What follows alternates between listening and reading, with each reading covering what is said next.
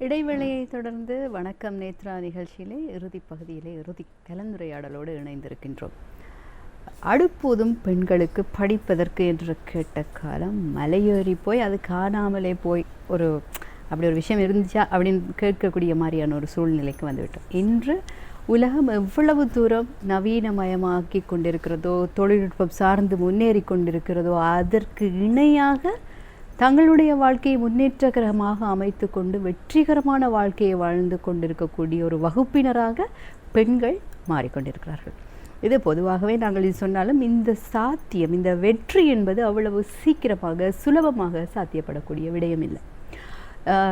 தன்னுடைய ஒரு கையிலே அலுவலகம் சார்ந்த பொறுப்புகள், கோப்புகள் என்றும், மற்றொரு கையிலே குடும்பம் சார்ந்த பொறுப்புகள் என்றும், தன்னுடைய வாழ்க்கையை இப்படி பொறுப்புகளுக்காகவே பிரித்து கொண்டு ஓடிக்கொண்டே இருக்கக்கூடிய பெண்களுக்குள்ளே ஒரு குற்ற உணர்வும் இருக்கும். நான் சரியாக என்னுடைய குழந்தையை கவனித்தேனா, என்னுடைய தாயை கவனித்தேனா, என்னுடைய கணவரை கவனித்தேனா, என் குடும்பம் சரியாகத்தான் இருக்கிறதா என்ற ஒரு எண்ணம் இருக்கும். அதே மாதிரி அலுவலகத்திலே என்னால் ஏதாவது பின்னடைவு ஏற்பட்டு விடுமா, இப்படியான ஒரு பதற்றமான நிலை இருக்கும். இவற்றை எல்லாம் தாண்டி தான் பெண்கள் ஜெயிக்க வேண்டியிருக்கிறது. காரணம், அவர்களுக்கு ஒரு வேலை, ஒரு பொறுப்பு என்று இல்லாமல் பல வேலைகளையும் பல பொறுப்புகளையும் சுமந்து கொண்டு செல்கிறார்கள். அப்படி சுமந்து ஓடிக்கொண்டிருக்கக்கூடிய, உழைத்து கொண்டிருக்கக்கூடிய பெண்களுக்கு ஒரு ஒத்துழைப்பாக இன்றைய கலந்துரையாடல் அமைந்திருக்கிறது. அதாவது ஒர்க் லைஃப் பேலன்ஸ் என்று சொல்வார்கள் இல்லையா, வேலை செய்யும் பெண்களினுடைய வேலை மற்றும் வாழ்க்கை சமநிலை பற்றி பேசுவதற்காக எங்களோடு இணைந்திருக்கின்றார் உங்களுக்கு நன்கு பரிச்சயமான பிரபலமான ஒரு உளவள சிகிச்சையாளர் கலாநிதி லுக்மானுல் ஹக்கீம். உளவள சிகிச்சையாளர் கலாநிதி லுக்மானுல் ஹக்கீம் இன்று எங்களுடைய வளவாளராக பெண்களினுடைய வேலை செய்யும் பெண்களினுடைய வேலை வாழ்க்கை சமநிலை பற்றி பேசப்போகிறோம். வணக்கம் டாக்டர். வணக்கம். எப்படி இருக்கிறீங்க? நல்ல சுகமாக இருக்கு. எல்லாரும் நலமாக இருக்க வேண்டும் என்று நிறைய ஆலோசனைகள் சொல்லும் நீங்கள் கண்டிப்பாக நலமாக ஆரோக்கியமாக. சந்தோஷம் எங்களிடம் இருந்தால் தான் மற்றவர்களுக்கு சந்தோஷத்தை கொடுக்க முடியும் இல்லையா? கண்டிப்பாக நமக்குள்ளே இருக்க வேண்டும். அந்த மாதிரி நாங்கள் பேச போகிற இந்த விடயம், வேலைக்கு செல்லும் பெண்கள் எப்படி தங்களுடைய வாழ்க்கையும், தனிப்பட்ட வாழ்க்கை, ஒவ்வொரு பெண்ணுக்கும் தனிப்பட்ட கனவுகளோடும் இருக்கக்கூடிய பெண்கள் இருக்கிறார்கள். அப்போ வேலை, வாழ்க்கை, குடும்பம், இப்படி பல்வேறுபட்ட விடயங்களை எப்படி சமநிலைப்படுத்தி கொண்டு செல்வது? உண்மையிலே சமநிலை என்றால் என்ன டாக்டர்? அது மனம் சார்ந்து இருக்கக்கூடிய ஒரு விடயமா, அல்லது நேரத்தை முகாமைத்துவம் செய்து கொள்வதா? அப்படி ஒரு அறிமுகத்தோடு நாங்கள் இந்த கலந்துரையாடலில் செல்வோம். நிச்சயமாக அந்த ஒர்க் லைஃப் பேலன்ஸ் என்கிற விஷயம் குறிப்பாக ஆண்களுக்கு ஒரு பக்கம் இருக்கிறது, பெண்களுக்கு பார்க்கிற நேரம் நிறையவே இருக்கிறதை நாங்கள் பார்க்கலாம். அந்த சிக்கல்கள் இருக்கிறது. நிறைய இடங்களிலே வருகின்ற ஒரு பெரிய கம்ப்ளைண்ட்ஸ் தான் என்னென்றால், இவங்களுக்கு ஒர்க் லைஃபை பேலன்ஸ் பண்ணிக்கொள்ள தெரியலை அப்படின்னு சொல்லுவார். உண்மையிலேயே இந்த ஒர்க் லைஃப் பேலன்ஸ் என்கிற விஷயம் ஒரு மனிதருக்கு 3 வகையான பகுதிகள் இருப்பதாக சொல்லுவார்கள். குறிப்பாக பெண்களை பொறுத்தவரையிலே அவர்கள் செய்கின்ற வேலை ஒரு பக்கம் இருக்கிறது, குடும்ப வாழ்க்கை என்கின்ற பகுதி இன்னொரு பக்கம் இருக்கிறது, தனிப்பட்ட வாழ்க்கை என்ற ஒரு விஷயம் இருக்கிறது. இந்த 3 விஷயங்களையும் எப்படி அவர்கள் மன அழுத்தமின்றி சரியாக சமநிலைப்படுத்தி கொண்டு அவருடைய வாழ்க்கையை முன்னெடுக்கப் போகிறார்கள் என்பதுதான் சமநிலை என்கிற விஷயம். இதிலே சில நேரங்களில் பார்க்கலாம், சிலர் தொழில் வாழ்க்கைக்கு முக்கியத்துவம் கொடுத்து தன்னுடைய குடும்ப வாழ்க்கையை இழந்து விடுகின்ற சந்தர்ப்பங்களும் இல்லாமல் இல்லை. இன்னொரு பக்கத்திலே குடும்ப வாழ்க்கைக்கு இம்பார்ட்டன்ஸ் கொடுப்பதன் காரணமாக அவருடைய சரியான ரெஸ்பான்சிபிலிட்டி, பொறுப்புகளை அவர்கள் சரியாக செய்ய முடிவதும் கிடையாது. அதனால் வேலை நீக்கம் செய்யப்படுவது, தொழிலகங்களிலே அவர்களுக்கு ஏற்படுகின்ற சில அசௌகரியங்களை கூட நாங்கள் பார்க்கலாம். சிலர் இருக்கிறார்கள், இந்த 2 விஷயங்களுக்கு முன்னுரிமை கொடுத்து தன்னுடைய தனிப்பட்ட வாழ்க்கை, செல்ஃப் என்கிற ஒரு விஷயம் இருக்கிறது, அந்த செல்ஃபை இழந்து விடுகிறவர்களும் இருக்கிறார்கள். அப்போ இந்த பேலன்சிங் என்கிற விஷயம் இந்த 3 பகுதிகளிலும் எப்படி அவர்கள் மன அழுத்தமின்றி செயற்பட போகிறார்கள், சரியாக அதை அவர்கள் ஒரு ஆர்கனைஸ் பண்ணிக்கொள்ள போகிறார்கள், ஒழுங்குபடுத்தி கொள்ள போகிறார்கள் என்பது விஷயத்தை தான் இதிலே நாங்கள் பேச இருக்கிறோம். நீங்கள் கூறியது போல இந்த ஏதாவது ஒரு பக்கத்திலே வெற்றி பெறக்கூடியவர்கள், இப்போ தொழிலிலே நன்றாக தொழிலதிபர்களாக அந்த ஒரு சேம்பரையே நடத்தக்கூடியவர்களாக இருக்கக்கூடிய பெண்கள் சில பேருடைய தனிப்பட்ட வாழ்க்கையை பார்க்கும் பொழுது அங்கே அவர்கள் ஏதோ ஒரு வகையிலே மனச்சோர்வுக்குள்ளானவர்களாக இருப்பார்கள். அவர்கள் அதிலே ஒரு தோல்வியை சந்தித்து விட்டோம் என்ற ஒரு குற்ற உணர்வோடு இருக்கக்கூடியவர்களாக இருப்பார்கள். உண்மையிலேயே இந்த வேலையும் வாழ்க்கையையும் சமநிலைப்படுத்தி கொண்டு செல்லக்கூடிய பெண்களுக்கு இருக்க வேண்டிய முக்கியமான பண்பாக நீங்கள் எதை கருதுகிறீர்கள்? இப்போ நான் பார்க்கும்போது எல்லாமே நானே செய்யணும். என்னுடைய பிள்ளையை நானே பார்க்க வேண்டும், என்னுடைய வீட்டில் இருக்கக்கூடிய வேலைகளையும் நானே செய்ய வேண்டும். அதே மாதிரி அலுவலகத்திலும் சில பொறுப்புகளை நானே செய்தால்தான் எனக்கு திருப்தி என்று இருக்கக்கூடிய சில பெண்கள் இருப்பார்கள் இல்லையா? அந்த மாதிரியான எண்ணமே அவர்களுக்கு ஒரு பிரச்சனையாக மாறிவிடுகிறது. இதிலிருந்து அவர்கள் எப்படி விடுபடலாம்? எப்படி அவர்களுடைய வாழ்க்கையை நாங்கள் ஆரம்பத்திலே கதைத்த அந்த சமநிலைக்குள்ளே கொண்டு செல்லலாம்? குறிப்பாக இந்த சமநிலை சம்பந்தமாக பேசுகிற போது இதற்கு பலருடைய ஆதரவு தேவைப்படும். கண்டிப்பாக. இல்லாத போது இது கஷ்டமான விஷயமாக மாறிவிடும்.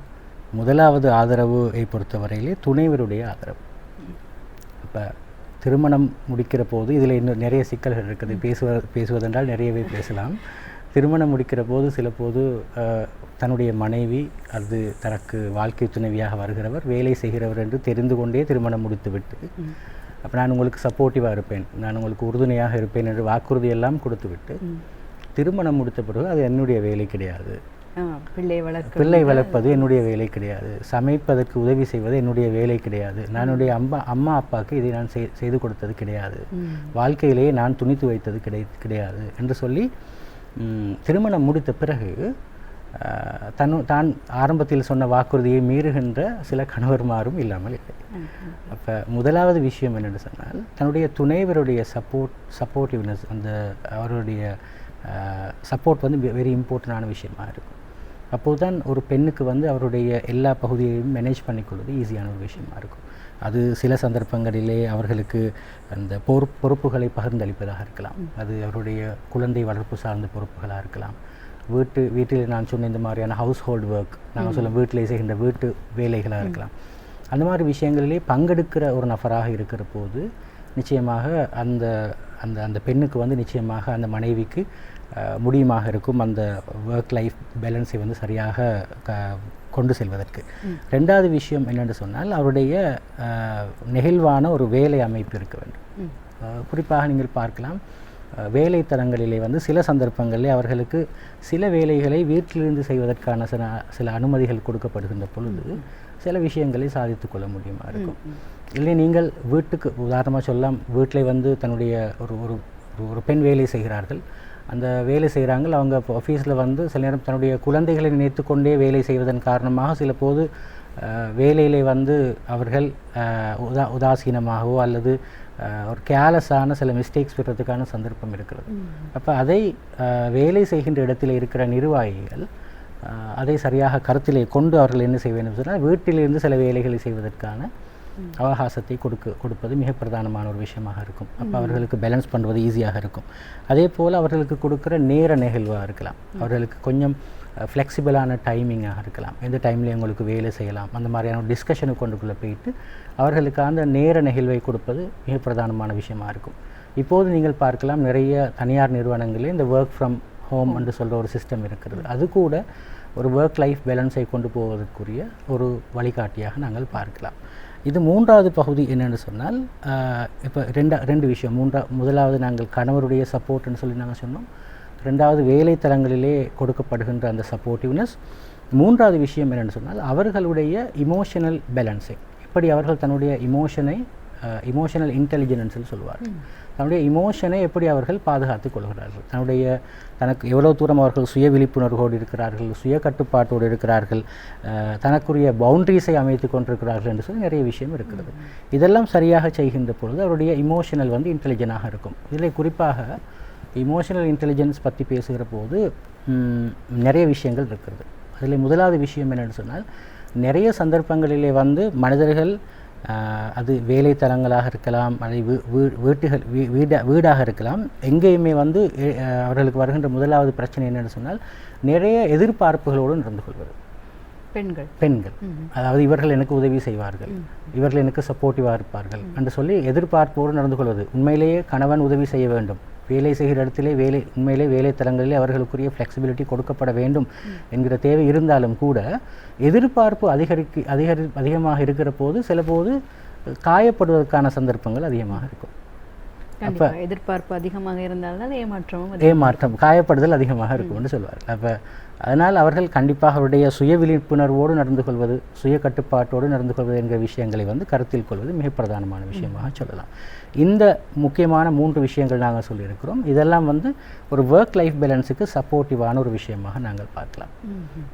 இப்போ பெண்களை பொறுத்தவரையிலே அவர்களுடைய மனநிலை சார்ந்தே அது ஆரம்ப காலத்திலிருந்து அவர்கள் குழந்தைகளாக இருக்கும் காலத்திலிருந்தே அவர்களுக்கு இருக்கக்கூடிய பின்னணியோடு சேர்ந்து ஒரு பிரச்சனையாக கூட இருக்கலாம்.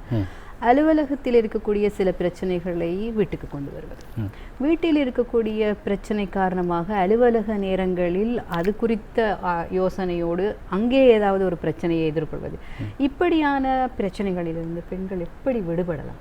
அது அவர்களுக்கு முக்கியமான தேவையாக இருக்கிறது என்றபடியால் உண்மையிலே இந்த ஒர்க் லைஃப் பேலன்ஸிலே மிக பிரதானமான ஒரு விஷயம். அது என்ன சொல்ல, நிறைய இந்த கணவன் மனைவிக்கு இடையிலே வருகின்ற பிரச்சனையின் போது கணவர்மார் சொல்லுகின்ற ஒரு குற்றச்சாட்டு இருக்கிறது. ஒர்க்குக்கு போயிட்டு வந்தால் அவரோட முகம் சரியில்லை, கவலையாக இருக்கிறா, இல்லாட்டி என்ன சொல்லுவாங்கள்ல, இந்த முகத்தை தொங்க போட்டு கொண்டிருக்கிறா, நாங்கள் இதுக்கு தானே அவங்கள வேலைக்கு அனுப்புகிறோம், வீட்டில் வேலையிலிருந்து டென்ஷனில் பிள்ளைகளோட கோபத்தை காட்டுறா, இல்லாட்டி வேலை செய்கிறா, இல்லை தலைவலி என்று தூங்கிடுறா, இந்த மாதிரி நிறைய கம்ப்ளைண்ட் பண்ணுறதை பார்க்கலாம். அப்போ ஒரு பெண்ணுக்கு தெரிய வேண்டும், இப்போ எங்களுடைய அடிப்படையான விஷயம் இதில் 3 பகுதிகள் நாங்கள் சொன்னோம். தனிப்பட்ட வாழ்க்கை என்று சொன்னோம், தொழில் வாழ்க்கை அப்படின்ற ஒரு விஷயம் சொன்னோம், குடும்ப வாழ்க்கைன்னு சொன்னோம்.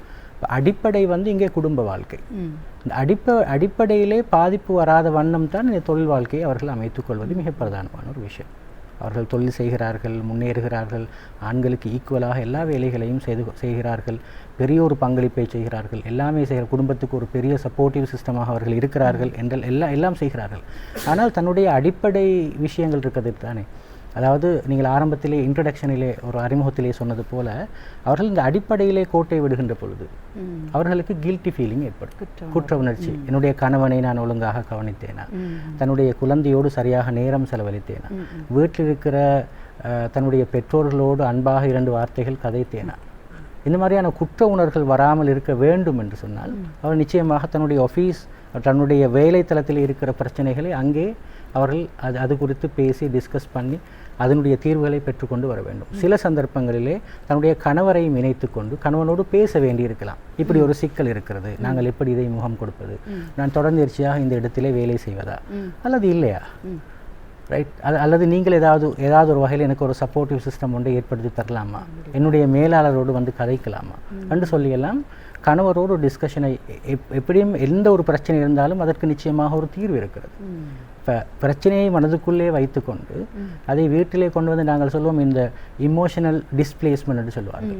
அதாவது வெளிப்படுத்துவது, தனக்கு இருக்கிற ஒரு பிரச்சனை எங்கேயோ இருக்கிறது, அந்த பிரச்சனை வேறு விதமாக வெளிப்படுத்துவது. அதனால் எல்லோரும் பாதிக்கப்படுகிறார்கள், வீட்டில் இருக்கிற குழந்தைகள் பாதிக்கப்படுவார்கள். அதனால் இந்த பேலன்சிங்கை ஏற்படுத்திக் கொள்வது மிக பிரதானமானது.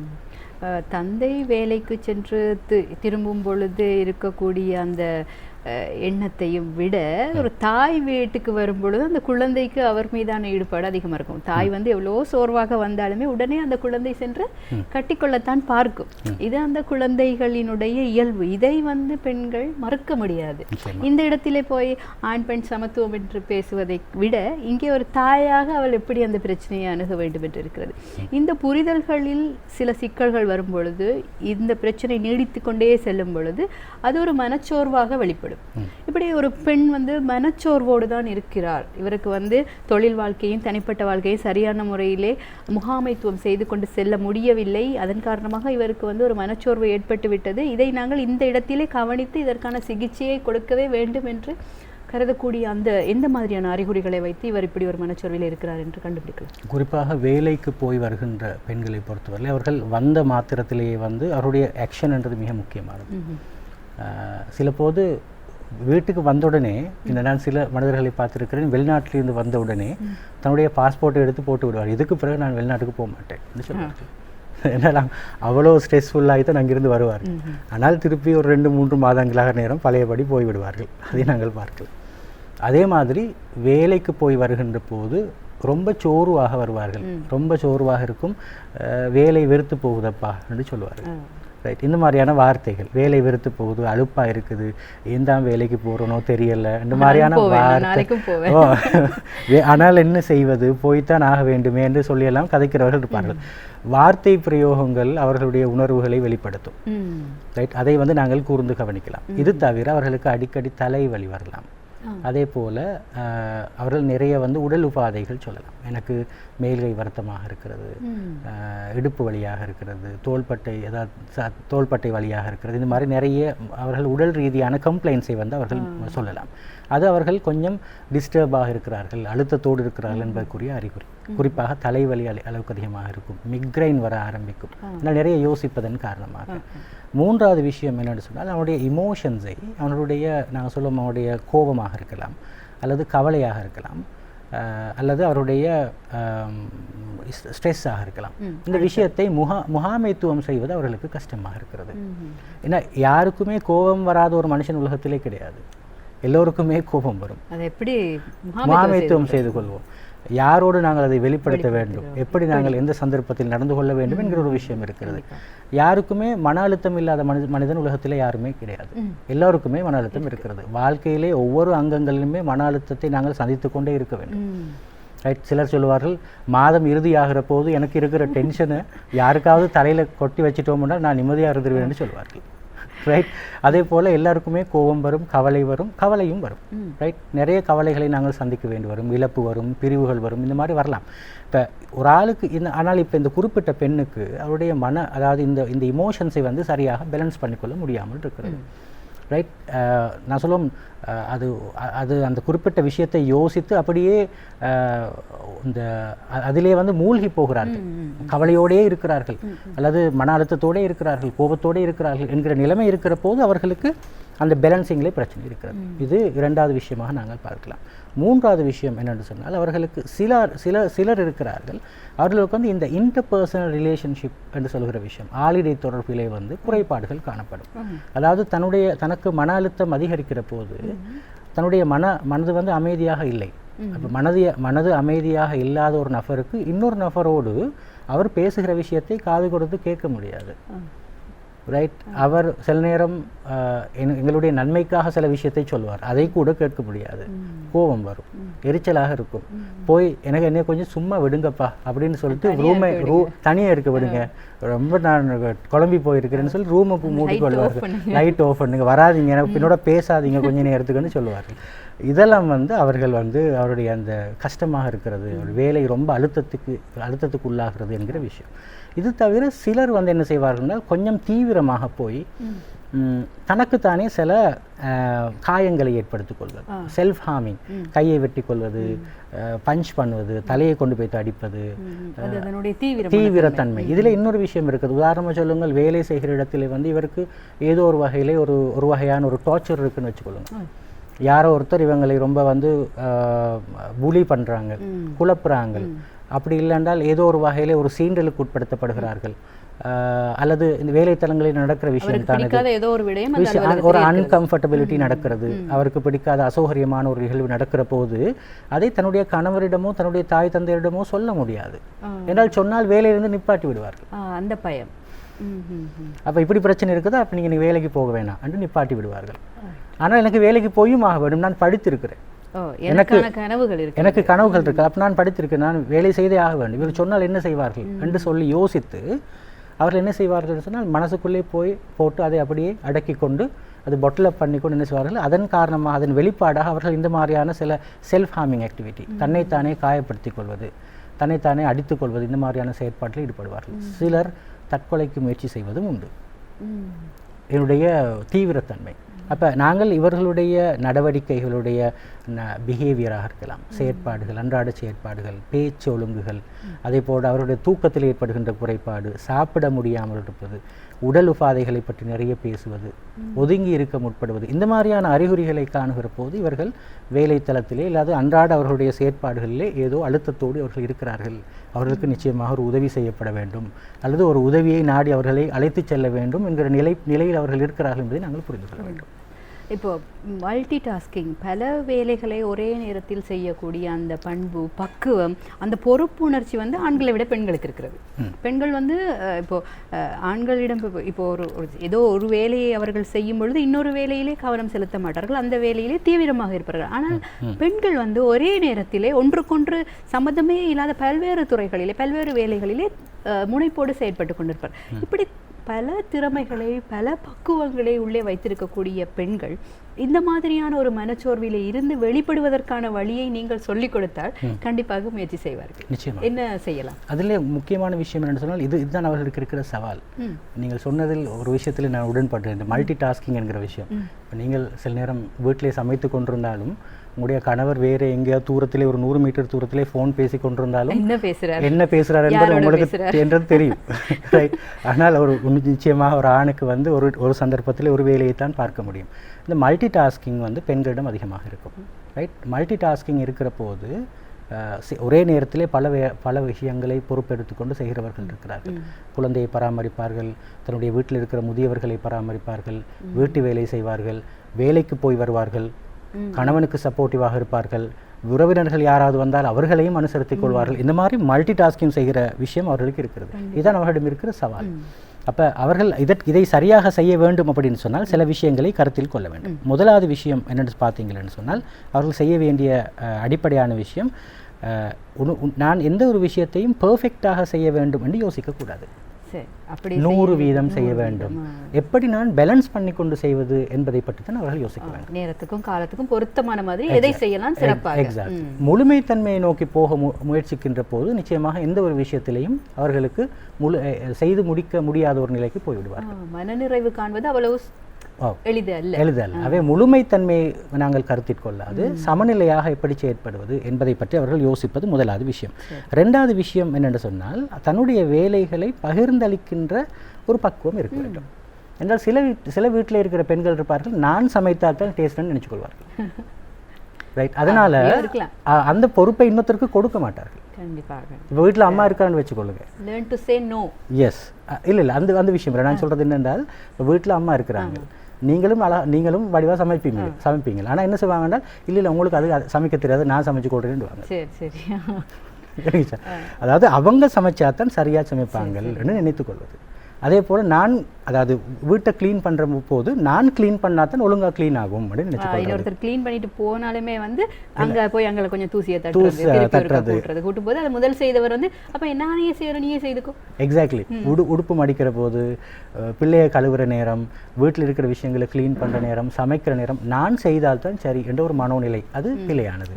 தன்னுடைய வேலைகளை பகிர்ந்தளி. இதற்கு பிறகு இன்னொரு விஷயமும் நடக்கும். எல்லா வேலைகளையும் தன்னுடைய தலையிலே போட்டுக்கொண்டு மற்றவங்களுக்கு குறை சொல்வார்கள். யாரும் எனக்கு உதவுறாங்க இல்லை, சப்போர்ட் பண்ணுறாங்க இல்லை, எவ்வளோ பேர் இருந்தாலும் எனக்கு எந்த உதவியும் இல்லை என்று புலம்புறதையும் பார்க்கலாம். அப்போ அவங்க என்ன செய்யணும் என்றால் வீட்டில் இருக்கிற நபர்களுக்கு சரியாக இதை பகிர்ந்தளிக்க வேண்டும். இந்த வேலைகளை நீங்கள் செய்யுங்க. நிச்சயமா இந்த வேலைகளை நீங்கள் செய்யுங்க, இதை நீங்கள் செய்யுங்க, இதை நீங்கள் செய்யுங்க. இவங்க வந்து வேணுமென்றால் சில பொறுப்புகளை கையெடுத்துக் கொள்ளலாம், சூப்பர்வைசராக இருக்கலாம். ரைட். ஆனால் சூப்பர்வைசர் வந்து சூப்பர்வைசராக இருந்து பெர்ஃபெக்ஷனிசம் பார்க்கக்கூடாது. ரைட். இது ரெண்டாவது முக்கியமான விஷயம். மூணாவது விஷயம் என்னன்னு சொன்னால் இந்த மீ டைம் என்கிற ஒரு விஷயம் இருக்கிறது. மீ டைம் என்று சொல்வார்கள். தனக்கென்று நேரம் எடுத்துக்கொள்ள வேண்டும். எல்லாரையும் பாதுகாக்க, எல்லாருடைய நலத்தையும் விரும்புகிறது, தன்னுடைய நலத்தையும் பார்க்க வேண்டும். நிச்சயமாக தன்னுடைய நலம் சரியாக இருந்தால் மாத்திரம்தான் மற்றவர்களுக்கு நாங்கள் உதவி செய்ய முடியும், அவர்களை கைட் பண்ண முடியும், அவர்களை அடுத்த கட்டத்துக்கு கூட்டி போக முடியும். அப்போ தன்னுடைய நலத்தை புறக்கணித்து விட்டு மற்றவர்களுடைய நலங்களில் மாத்திரம் கவனம் செலுத்துகிறவர்களாக இருக்கக்கூடாது. பெரும்பாலும் எங்களுடைய கலாச்சாரத்தில் எங்களுடைய வீட்டிலே வளர்ந்திருக்கிற நிறைய பெற்றோர்கள் பார்க்கலாம், அவர்கள் தன்னைத்தான் அதை கண்டுகொள்வது கிடையாது, தனக்கு என்ன தேவை என்று சாப்பிடுவது கிடையாது. இந்த மாதிரி சில விஷயங்கள் இருக்கிறது. தனக்கு பிடித்த உடுப்புகளை அதாவது வாங்கி உடுப்பது கிடையாது. இந்த மாதிரி விஷயம் இருக்கிறது. அவை மீ டைம் என்கிற ஒரு விஷயத்தை எடுத்துக்கொள்ள வேண்டும். அது யாராக இருக்கலாம், எல்லாருக்குமே முக்கியமான விஷயம். அடுத்த முக்கியமான விஷயம் என்று சொன்னால் நாங்கள் சில இடங்களிலே வந்து இல்லை எனக்கு முடியாது, எனக்கு இந்த சந்தர்ப்பத்தில் இதற்கான உதவியை செய்ய முடியாது சொன்ன விஷயம், அந்த விஷயத்தை சொல்ல வேண்டும். அதை நாங்கள் அசர்ட்டிவ்னஸ் என்று சொல்லுவோம். அசர்ட்டிவ்னஸ் வந்து வாழ்க்கையிலே எல்லா கட்டங்களிலும் தேவைப்படும். அது வந்து நீங்கள் பார்க்கலாம். உதாரணமாக டீனேஜர் எடுத்துக்கொள்ளுங்க. டீனேஜரில் வந்து ஒரு ஃப்ரெண்ட் வந்து இன்னொரு ஃப்ரெண்ட்டை கேட்குறாரு, இன்றைக்கி பார்ட்டி பண்ணலாமான்னு சொல்லிட்டு. இந்த ஃப்ரெண்ட் இல்லை I'm sorry I'm unable to கம்ன்னு சொல்ல முடியுமாக இருந்தால் சில நேரம் ஒரு குற்றச்செயற்பாடு தடுக்கப்படும். அவர்களுடைய உறவும் கூட சரியா இருக்க வாய்ப்பு இருக்கு, தடுக்கப்படும். அதே மாதிரி ஒரு முறைகேடான ஒரு விஷயத்துக்கு அழைக்கப்படுகின்ற பொழுது ரைட் நோ என்று சொல்வதற்கு நாங்கள் பழகிக்கொள்ள வேண்டும். அதே போல் எங்களுக்கு ஆல்ரெடி ஆஃபீஸ்லேயே தரப்பட்டிருக்க நிறைய வேலைகள் இருக்கிறது. அப்படி வேலைகள் இருக்க அதை செய்வதற்கு நிறைய நேரம் நிறைய சந்தர்ப்பம் தேவைப்படும். இந்த சந்தர்ப்பத்தில் இன்னும் ஒருவர் எங்களிடம் இருக்கிற ஒரு சீனியராக இருக்கலாம், கொண்டு வேலையை தருகிறார். நீ தான் சரி, நீ செய்தால் தான் சரியாக இருக்கும். அப்போ நீங்கள் உங்களோட அப்படியே கொஞ்சம் லேசாக அவங்கள கொஞ்சம் என்ன சொல்லுவாங்க, பட்டர் பூசுறேன்னு சொல்லுவாங்க. அப்படி பூசி தர்ற போது நீங்கள் உங்களுக்கு என்ன செய்ய முடியுமா இருக்க வேணும் அப்படின்னு சொன்னால், இல்லை ஐம் சாரி நான் இந்த இவ்வளோ வேலைகளை செய்து முடிக்க வேண்டியிருக்கிறது சொல்ல முடியுமா இருக்கு. நிச்சயம் அதை பேசலாம். நான் உண்மையிலே உங்களுக்கு சப்போர்ட் பண்ணுறதுக்கு எனக்கு விருப்பமாக இருக்குது, ஆனால் இந்த சந்தர்ப்பம் எனக்கு இடம் கொடுக்காதுன்னு நினைக்கிறேன், இன்னொரு சந்தர்ப்பத்தில் பார்க்கலாம். இந்த மாதிரி வாழ்க்கையிலே எங்களுக்கு அன்கம்ஃபர்டபுளாக இருக்கிற நோ சொல்ல தேவைப்படுகின்ற இடங்களிலே நோ சொல்ல பழகிக்கொள்ள வேண்டும்.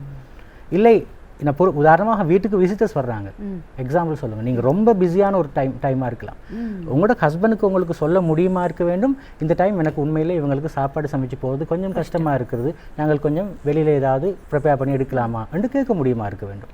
இல்லை ஹஸ்பண்ட் சொல்லிட்டார் என் வேலையை நான் செஞ்சு தான் ஆகணும்னு சொல்லி நீங்கள் எடுக்க ஸ்டார்ட் பண்ணினீங்கன்னா எல்லா வேலைகளும் குழம்பி போடுறது, வீட்டுக்கு வந்து உறவினர்கள் கூட அசௌகரியப்படுவார்கள். இந்த மாதிரி சில விஷயங்கள் இருக்குது. ஏன்னால் நீங்கள் சில நேரம் இந்த வேண்டா வெறுப்பாக ஒரு வேலையை செய்து கொடுக்கிற போது உங்களுடைய மனோநிலை நன்றாக இருக்காது. அவர்களும் சில நேரம் புரிந்து கொள்வார், என்ன ஏதோ மூட் அவுட்டாக இருக்கிறாங்க, நாங்கள் வாரது பிடிக்கல போலன்னு சொல்லி நினைப்பாரு. இந்த மாதிரி சில விஷயங்களை புரிந்து கொள்ள வேண்டும். அதே போல் கடைசியாக ஒரு முக்கியமான விஷயம் என்னென்றால், நாங்கள் ஒப்பீட்டை தவிர்க்க வேண்டும். ஒரு நாளும் கம்பேரிசன் பண்ணக்கூடாது. அந்த வீட்டில் இப்படி நடக்கிறது, என்னுடைய வீட்டில் இப்படி கிடையாது, எனக்கு இவ்வளோ உதவி செய்வது கிடையாது, என்னால் இவ்வளோ முடிகிறது, தேவையில்லை.